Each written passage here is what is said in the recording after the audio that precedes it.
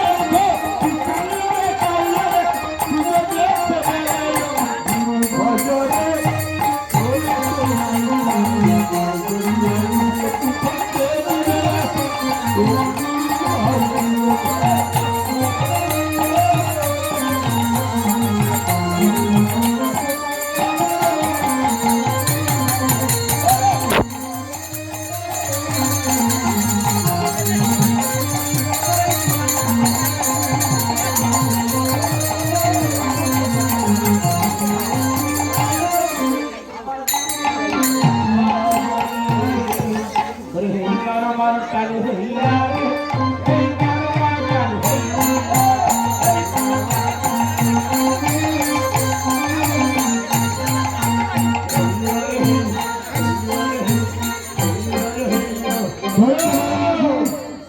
আমরা কোথায় এসেছি? আমরা বেঙ্গল আসছি বল।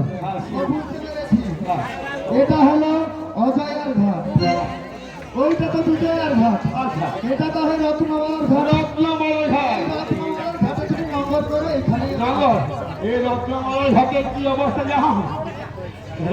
এই রত্নমালা ঘাটে আমার অনেক কিছু ব্যাপার আছে। সাথে এখন থেকে নগর করো, আগে নগর। ওখানে বসে বসে কাঁদতে হবে আর যাইতে হবে। ঠিক আছে, তুমি নগর করো। এ ভাই নৌকোটার লোকের খেলা হদাগর যাবে আর কি মহারাজের কাছে। ঘরে না ঘরা ঘর ঘরা ঘরে না ঘরা ঘরা এই সোনাগর হ্যাঁ, এবার রত্নমালা ঘাটে এসে গেছি। তুমি এক কাজ করো, এই কুলে উঠে এটি তামামা ধ্বনি করে দাও। তুমি বলবে যে একজন বিদেশি সদাগর এসেছে বাণিজ্য করতে থাকে।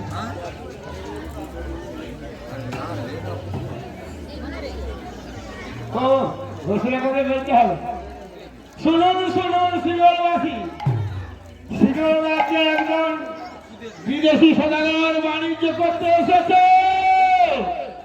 যদি কালুর বদলে বাণিজ্য করার ইচ্ছা থাকে 70 সাধুর সঙ্গে সাক্ষাৎ করো। আমি নয় আমি তামামা ধ্বনি করেছি, আমাকে খোলা করো। আমি তামামা ধ্বনি করেছি। তোমাদের রাজার সঙ্গে আমি দেখা করতে চাই।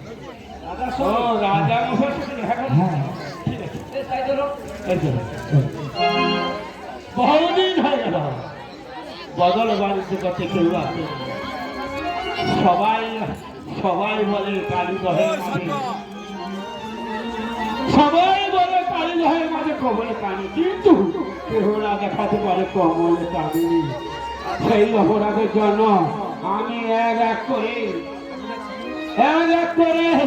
100 জনকে 10 বছর অন্ধকার কারাদণ্ডে রেখেছি। কি হয়েছে কি হয়েছে বলুন? কি বললেন? একজন বিদেশি সাধু আমার সঙ্গে দেখা করবে? ঠিক আছে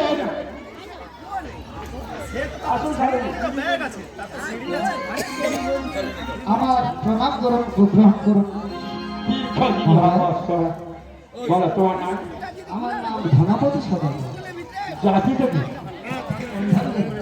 বাড়ি কোথায়, কিভাবে আসিয়াছ আমার সিংহের মাথায়? শুনুন মহারাজ, আমাদের রাজ্যে সব কিছু রয়েছে, নেই শুধু শঙ্খ চন্দন চামন। তাই শঙ্খ চন্দন চামন লাগিয়ে আসি আপনার রাজ্যে বড়ই বাণিজ্য করছি। শুনো সাধু, তোমাকে তোমাকে শঙ্খ চন্দন চামচ পেতে হলে আমার রাজ্যে কিছুদিন বসবাস করতে হবে, তবে তুমি পারে শঙ্খ চন্দন চামচ। তাই হবে মহারাজ, তাই হবে। এই কোথা, এই সাধুকে নিয়ে যাও আমাদের যে বাঙাল বাড়িতে বাংলা রয়েছে, ওই বাংলা ঘরটা ওই সাধুর জন্য থাকার ব্যবস্থা করে দিবে, কিন্তু লক্ষ্য রাখবে যদি বিদেশি কোনো চোর জানি হয় সব সময় মতো ওকে লক্ষ্য রাখবে। হ্যাঁ যাও। তাই চলো। কি সুন্দর এই বাগান বাড়ি, কি মনোরম দৃশ্য, কি সুভঙ্গ ফল এই মাটিতে পড়ে রয়েছে। কিন্তু ফলটাকে বেরোবো না করবো? ওরে সাধু, বলো। বলে মনে মনে কি চিন্তা করছো? আমি মনে মনে চেষ্টা করছি এই সুভঙ্গ ফলটি কোথা থেকে এলো, এই ফলটির নাম কি? ওই এই ফলটির নাম কি জানো? কি নাম? ওই ফলটির নাম হচ্ছে নারিঙ্গ ফল। নারিং ফল। হ্যাঁ, এই ফলটা নিয়ে যাও তোমার খুলনার কাছে, খুলনার থেকে খুব খুশি হবে। বেশ, তাই আমি বলে এই কপি, তুমি বাগান থেকে ফল কেন চুরি করেছো? না গো ভাই, আমি বাগান থেকে ফল চুরি করিনি, সুগন্ধ হয়ে গাছের তলায় পড়েছিলাম তাই চুরি করেছি। আমি তোমায় দেখেছি তুমি গাছ থেকে ফলটা চুরি করেছো। না গো ভাই, দেখো তুমি মিথ্যে কথা বলছো। আমি বাগান থেকে ফল চুরি করিনি, ফলটি সুগন্ধ হয়ে গাছের তলায় তলায় পড়েছিল সেটা আমি ঘুরিয়ে দিয়েছি। বেশ, তুমি সত্যি কথা বলছো কি মিথ্যা কথা বলছো? চলো আমাদের মহারাজের কাছে, সেখানে গেলে তোমার বিচার হবে। বেশ, তাই চলো। বহুদিন হয়ে গেল ওই বিদেশি সাধুকে আমার বাগান বলতে রেখেছিলাম। আরে মহারাজ, কি সর্বনাশ হয়ে গেছে মহারাজ, কি সর্বনাশ হয়েছে বলছিলেন মহারাজ, ওই যে সদাগর বাবুকে যে বাগান বাড়িতে থাকার জন্য অনুমতি দিয়েছিলেন, সেই সদাগর বাবু কি বলছিলেন? আপনার ওই গাছ থেকে ফল খাওয়ার চুরি করেছে। এই সাধু, বলুন মহারাজ। তুমি আমার বাগানে ঢুকে আমার গাছ থেকে ফল চুরি করলে? না মহারাজ, ফল আমি চুরি করিনি। ফলটি সুপক্ষ হয়ে গাছের তলায় পড়েছিল সেটা আমি ঘুরিয়ে নিয়েছি। মিথ্যা কথা! আমার কত আর কোনোদিন মিথ্যা কথা বলবে না। তুমি আমার বাগান থেকে ফল চুরি করলে? না মহারাজ, বাগান থেকে আমি ফল চুরি করিনি। ফলটি সুপক্ষ হয়ে মাটির তলায় পড়েছিল, আমি সেখানে ঘুরিয়ে তাহলে তোমার কোনো শাস্তি রয়েছে। প্রমাণ। আমি বিদেশি মানুষ, আমার হয়ে কে বা শান্তি দেবে? তবে যথা ধর্ম তথা আর পাপ করলি ভুগতে হয়। আমি একজন বৃদ্ধা ব্রাহ্মণ। ব্রাহ্মণ আচ্ছা, উনি কি বলছেন? সাধু। সাধু? ওরে সাধু নয়, ভণ্ড বেটা, মুখে মধু ভরা সাধু রূপে এসেছে।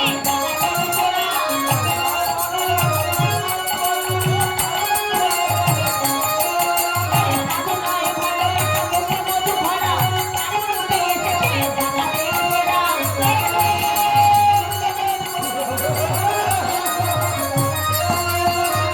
বললে কাকা হ্যাঁ, মহারাজ। কি সাজা হতে পারে বলতে পারেন? মায় বলতে পারে? কি সাজাবে জানো? উপধানেশ্বর রাজা বলি দিতে বলে, তারপর বলে, বলি দেব মা।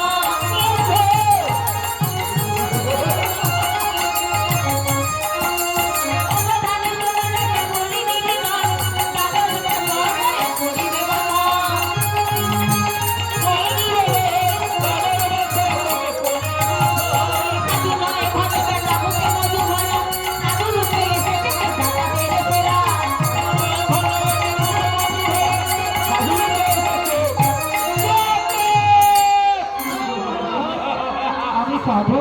বলো সাধু, তোমাকে তো সাধু বলে মনে হচ্ছে না, আপনি একদম ডাকাত। এই এই শোনো শোনো কোথাও, এই সাধুকে ভর্তি করে নিয়ে যাও আমাদের অন্ধকার প্রত্যেকদিন এক বন্ধুর জল আর দুখানা পড়া রুটি আর প্রত্যেকদিন জল খাওয়া করে পেটটা ভাত করবে। মহারাজ, দাঁড়ান, দাঁড়ান কোথায়? দাঁড়ান। শোনান মহারাজ, আপনি যদি আমার রাজ্যের রাজা হতেন তাহলে আপনাকে ওই রাজসিংহাসন থেকে চুলের মুঠি ধরে নামিয়ে গুছিয়ে দিতাম। বিচার কাকে বলে? সাধু! মুখ সামনে কথা বলো, শরীর কার সঙ্গে কথা বলে আমার? জানি, আমি রাজা বিক্রমকেশ্বর। জানি, জানি মহারাজ। তার মোতাবেক শিকার খাস শুনুন মহারাজ, যার সঙ্গে সামনে দাঁড়িয়ে আমি কথা বলছি যে শালী মহান রাজা একটা প্রেম দপ্তর। আর বিলম্ব সহ্য হচ্ছে না। এই বিদেশি ডাকাতকে আপনি নিয়ে যান। আর তারা দাঁড়ান, দাঁড়ান কোথাও দাঁড়ান। তবে যাওয়ার সময় একটি কথা বলে যাচ্ছে শুনুন মহারাজ। একদিন না একদিন তোমাকে সাধু বলে প্রভাব দেবো। জানি না তোমার এক ঘন্টা চল 8খানা রুটি 40 টাকা করে দেখতে আঘাত খাবো, তবে আমি দেবাদিকে মহেশ্বরের একই আরাধনায় থেকে তার আরাধনা করবো। তবু তোমার অনুগ্রহে এক কড়া ছোড়া রুটি আর এক বন্ধু জল আমি হব না। চলো এখানে